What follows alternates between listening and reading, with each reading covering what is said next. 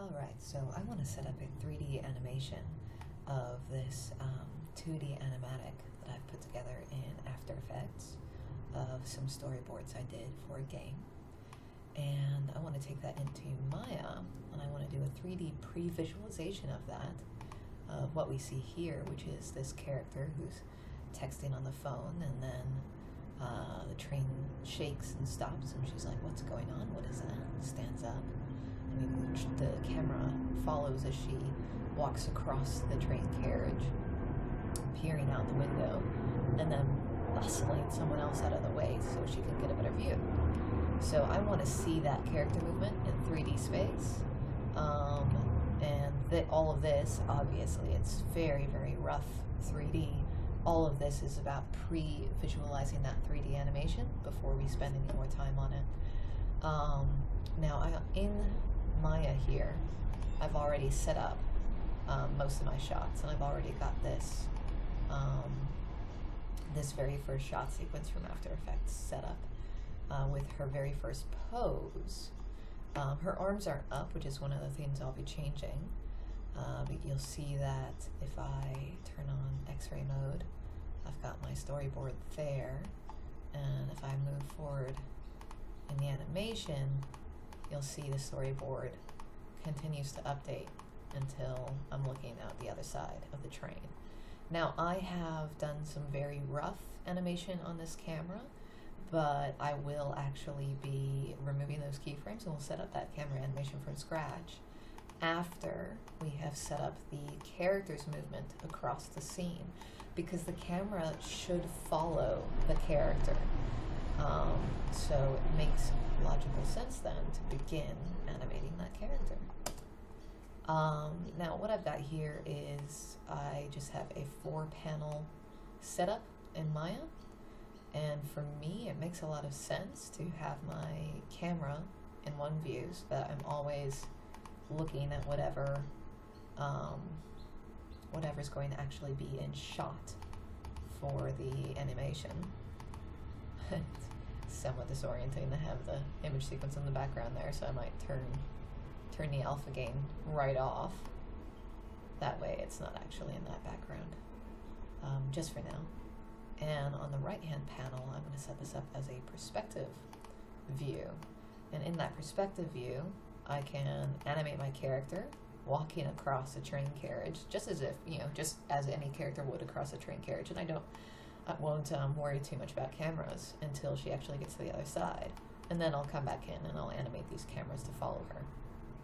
Okay, so very first step, let's make sure that we get our beginning and end poses set up correctly. So I will go back in, and I'm just using spacebar to jump from 4-panel layout into 1-shot layout, or 1-camera layout. My second 2 panels, by the way, down here, I've got the camera sequencer on the left, and I've got my outliner here on the right. And I just reduce those whenever I need more screen space. And if you're hearing planes overhead right now, that's because this recording is being done in the inner west, and hearing planes go overhead is just one of the many things you enjoy and you pay for when you live in the inner west of Sydney. Okay, so let's get our image sequence back up, and so we've got to, so she should have her hands up at the moment, in that, so looking at her phone, and right now she's just kind of got her hands down by her sides. So let's bring those up, and of course I'm going to have to also rotate that into position.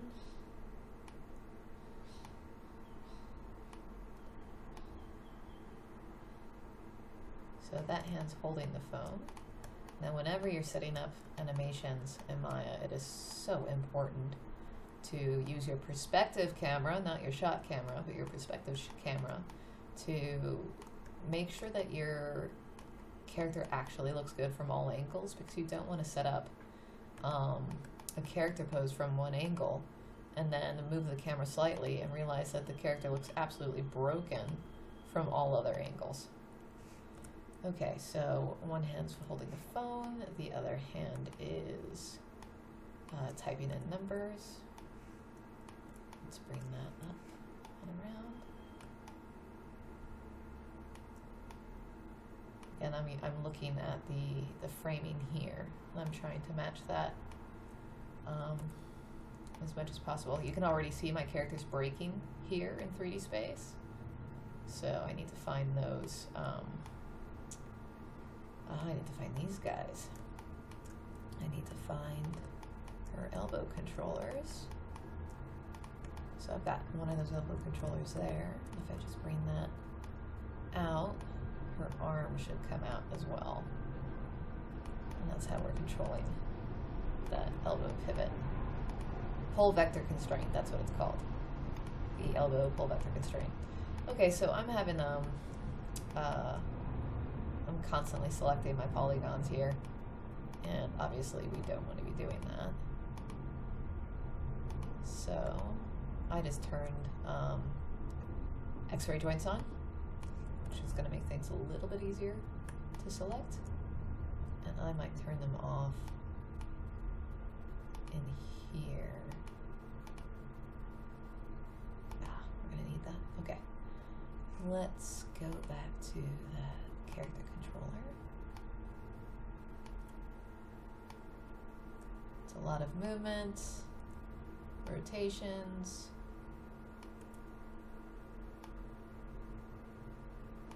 Animation is all about patiently getting everything into position. And really, if she was about to type on a phone, she'd probably have one hand slightly closer to the other.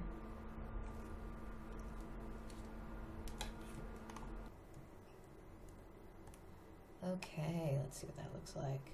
The elbow's coming out a little bit far, so I'll just bring that in a bit. And I think that hand could probably stand to be rotated a little bit more. Okay, so we've got a character roughly in the same pose as that very first frame, looking like she's typing on her phone. I might adjust her feet positioning just slightly to be a little bit more natural and comfortable, because she is going to have to stand from this position. Alright, got a very lax looking character typing away on her mobile phone on the train.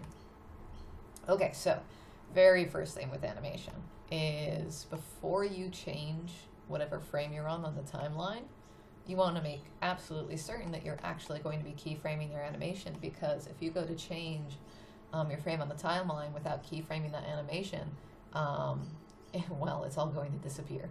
So, and you'll have to start the pose all over again. What I'm going to do is I'm actually going to try and make it as easy as possible for me to keyframe all my controls at the same time, because I'm going to be working pose to pose, which means I'll be setting up one pose after the other, after the other, after the other. So to set up a very easy way of making a keyframe on all of my controls at the same time, I'm actually going to create a button on my shelf up here. So to do that, I'm going to go to where it says show, and I'll set that to none. And then I'll just turn on nerves curves, because my controls are all nerves curves, and you can see that I'm now able to select every single one of my controllers. And with all of those controllers selected, I can actually go up to create up here at the very top of my UI, set, and quick select set. Now a quick select set means that I can select that set of objects at any time that I press this button. So in my little quick select set options, I've just typed in controls for controls, and I'm just going to go add to shelf, and you'll see that that has shown up there at the top. And if I now click away, and if I bring back all the rest of my stuff, and I press that controls button I've just added to my shelf, you'll see that those controls have been selected. Okay, so with those controls selected, I am going to press, so I'm going to set a key, and I've got that key selected option up here. So what we should have now is that if I select any one of my controls, if I look in the channel box here, you'll see that it's got that red highlight, which tells me, hey, by the way, you've got a keyframe there. Okay, next pose I'm going to set up is going to be, I'll just jump into this window here. It's going to be this point, not halfway through my animation, so it's actually quite far along in the animation, but it's when she's reached her next most extreme position. So I like to set poses at the extreme positions, the beginning of the shot, the end of the shot, and any point where a character suddenly changes their direction or they change their movement. They stop, they start, they turn, they stand, they are standing, they're sitting, etc. So her standing with her hand on this pole is definitely an extreme pose. So that's the next one I'm going to work on. Now I'm going to do that. I'll do that on my own, and I will set this video to fast forward so that you're not sitting here watching me very slowly and painfully setting up my controls. So I'll get into that now, and then I will get then I will make the adjustment to make the video play faster, and we'll pick up again when I'm on the other side. Okay.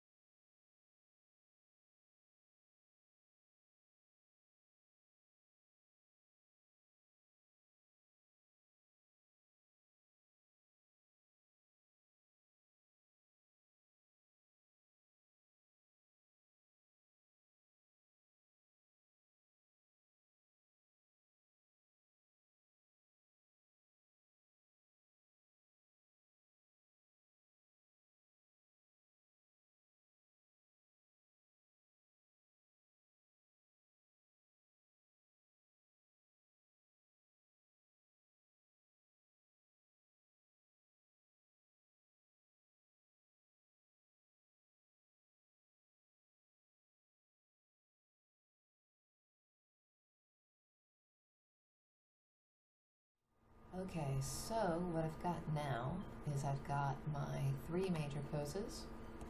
So I have lounging on the mobile phone, I have standing with her arm on the pole, or hand on the pole, and then I have kneeling and looking outside the window. Now what has to happen is my camera needs to follow this animation. The moment it doesn't, so I was making best guesses when I was watching my animatic, and obviously just animating the camera based on best guesses is not the way to go. So I'm going to come back into perspective view here and select my camera, and I'm just going to select all the attributes in the channel box here and go break connections. That will get rid of all those keyframes. and I break connections. If you do that on anything else, it will break all connections. So if there was a rig, for example, it would break those connections.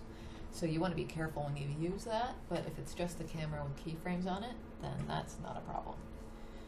Okay, so my very first camera position is fine. Like obviously I set it up correctly for the first shot, so I'm going to go ahead and set another key for that, just that first position. But obviously the camera needs to be correct for each of her poses. So let's select her again just to make sure that we know exactly which frame it is that she's in her next extreme pose. And let's move our camera and try if we can't capture that framing. So this is a low angle shot. Let's bring that up and we will rotate and try and match that as much as possible. Now I think perhaps we might have to zoom the camera in slightly, and I also believe we're probably more of an angle than we should be. There we are. And her arm should probably be closer to her based on what I'm seeing in that image.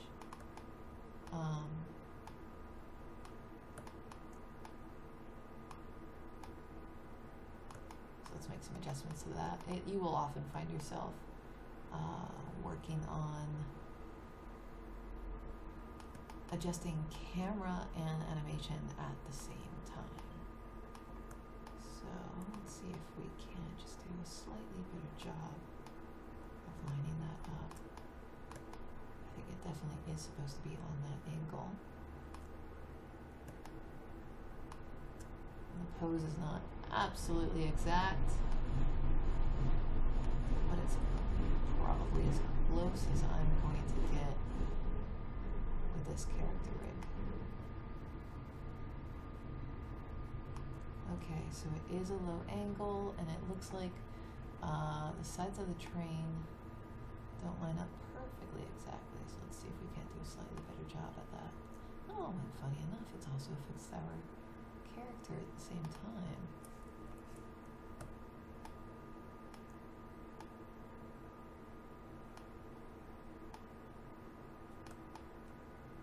There we go.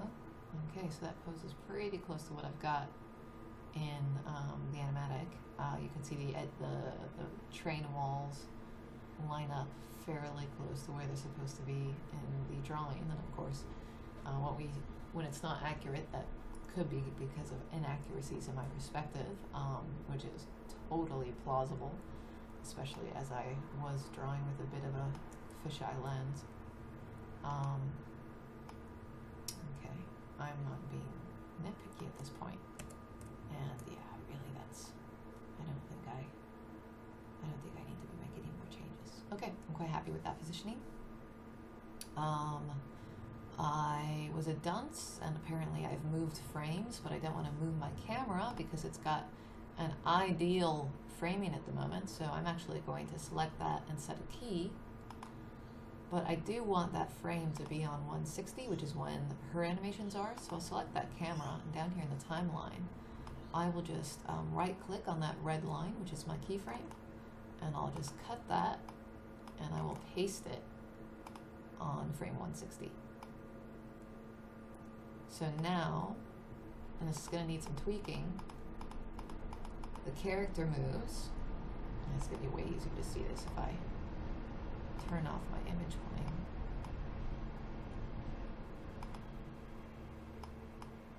So the character starts moving, and the camera is following her as she's moving. Check out the weird stuff that's going on her wrist. Okay, we're going to have to come back in and look at that when we clean up our animations.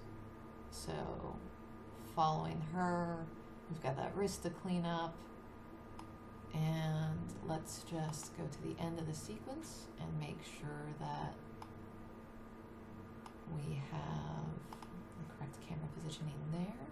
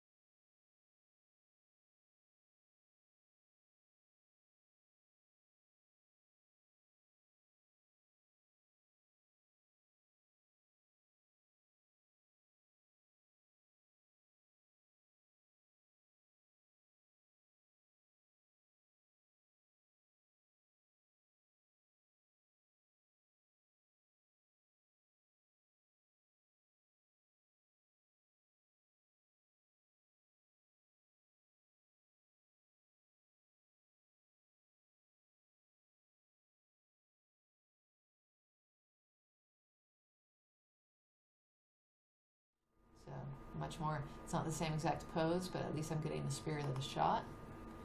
Because you can't always translate exactly what's in 2D into 3D space. Since obviously in 2D you get to break 3D space, but in 3D we don't. You are beholden to 3D space. So let me make sure that I select all my controllers there, and I'll set that key. So that's been keyframed. And now we should be able to track our camera following our character as she gets up, breaks her wrist and swivels it around, hits the extreme pose with her hand on the bar, and then moves closer to the window, knocking someone out of the way. So the next big step here, because obviously the character and the camera both float from one extreme pose to the other without a break. So what we need to do is we need to add something called in-betweens. In-betweens is what does she look like when she's at this position, halfway between, so when she's very first standing up. What does she look like when she's in this position as she's reaching out for the bar? What does she look like when she's in this position, when she's moving people out of the way so that she can get to the window? These in-between frames, they come in between your extreme poses, and they are what allow us to create that semblance of life and movement as the character moves from position to position in a way that's not algorithmic like what Maya gives us. We will also be doing in-betweens for the camera as well, because it might dip, it might shift direction slightly. Okay, so that's for the next chapter. What we've just gone through now is camera and character blocking animation. Oh yes, the next chapter we will fix this this problem with the gimbal, which is a method of rotation, or it's a mode of rotation on the wrist. So we'll fix that in the next chapter as well. Okay.